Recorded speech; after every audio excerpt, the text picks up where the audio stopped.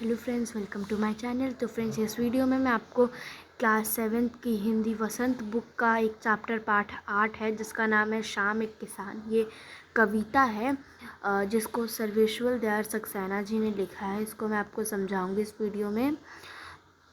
चलिए स्टार्ट करते हैं। तो इस कविता का नाम है शाम एक किसान। जैसा कि आप देख सकते हैं पाठ 8 है। तो चलिए स्टार्ट करते हैं। अब देखिए, आकाश का साफा बांध कर सूरज की चिलम खींचता बैठा है पहाड़।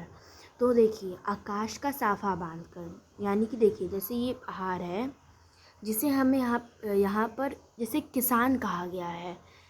पहाड़ को हमने किसान कहा गया इस कविता में। जो हमारे सर्वेश्वर दयाल सक्सेना जी हैं, उन्होंने इधर पहाड़ को किसान कहा है। और इसके ऊपर जो बादल है इसको साफा कहा है, यानी पगड़ी कहा है। साफा यानी पगड़ी। तो आकाश का साफा बांधकर सूरज का चिलम खींचता बैठा है पहाड़। तो ये जो पहाड़ है ये किसान है। इसके ऊपर आकाश है जिसको पगड़ी कहा गया है, सफ़ेद पगड़ी।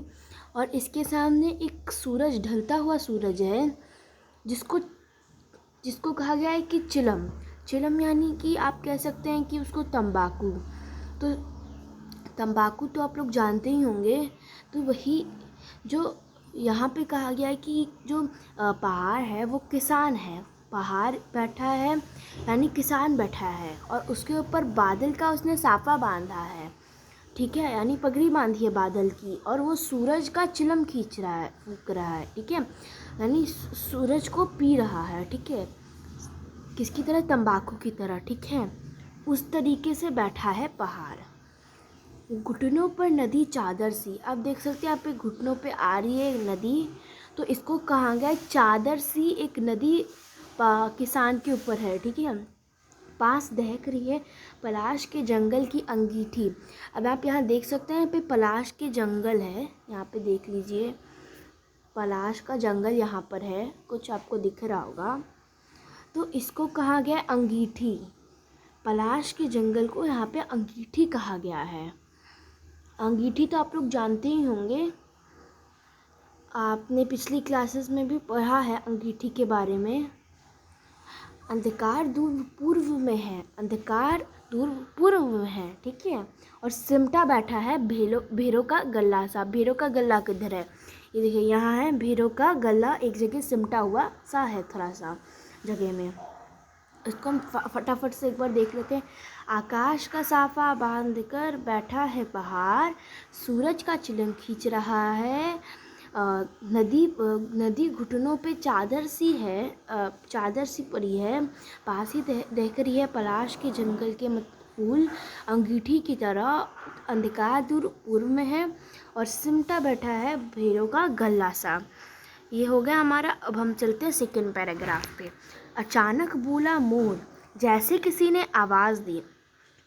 तो इधर बोला गया है कि जब ये सारी चीज़ें, जब यहाँ पे जो वर्णन किया गया है, जो पर्यावरण, शाम के समय का जो पर्यावरण है उसकी तुलना जब यहाँ किसान से की जा रही है, उसी वक्त बीच में अचानक से एक मोर बोल देता है। तो अब जो हमारे कवि हैं उनको ऐसा लगा कि उस वक्त किसी ने आवाज़ दी उन्हें, सुनते हो, ऐसा किसी ने आवाज़ दी। मोर बोला और कवि को ऐसा लगा कि किसी ने बोला सुनते हो, ऐसी आवाज़ दी। चिलम औंधी, धुआं उठा, सूरज डूबा, अंधेरा छा गया। चिलम औंधी यानी कि जैसे चिलम क्या था, हमारा जो ये सूरज था यही हमारा चिलम था। तो अब ये सूरज डूबने का समय था, तो उसी वक्त सूरज डूब गया, ठीक है, पहाड़ के पीछे छिप गया, तो वही चिलम औंध गया। अब चिलम औंधेगा तो धुआं उठेगा ही। अगर आपने देखा है तो चिलम जब औंधता है तब धुआं उठता ही है। और सूरज डूब गया, चिलम औंधी यानी सूरज डूब गया, और धुआं उठा यानी कि अंधेरा छा गया। अब इधर ही उसका मतलब देखिए, धुआं उठा यानी अंधेरा छा गया, चिलम औंधी यानी सूरज डूबा। चिलम औंधी यानी चिलम हम यहाँ पे किसको कहा गया था, चिलम हमने कहा था सूरज को। अब सूरज डूब गया तो वही हुआ चिलम औंधी। और धुआं उठा यानी अंधेरा छा गया। इसको कहा गया धुआं उठा। अब इसको मैं एक बार फटाफट से दोबारा से कह रही हूँ। आकाश का साफा बांधकर यहाँ पे बाहर बैठा है किसान की तरह, और सूरज का चिलम खींच रहा है डूबते हुए सूरज का। घुटनों पर नदी चादर सी पड़ी हुई है। पास ही दहक रहा है पलाश के जंगल के फूल अंगीठी की तरह। और दूर अंधकार दूर पूर्व में है, और सिमटा बैठा है भेड़ों का गल्ला सा। और सेकंड वाले में यहाँ पे है अचानक बोरामोट, जब ये सारी चीज़ें चल रही थी। अब कवि को लगा कि किसी ने बोला सुनते हो, और उसी वक्त सूरज डूब गया, मतलब चिलम औंधी, और धुआं उठा यानी अंधेरा छा गया। तो यही था इस कविता में, ये सर्वेश्वर दयाल सक्सेना जी ने लिखी है।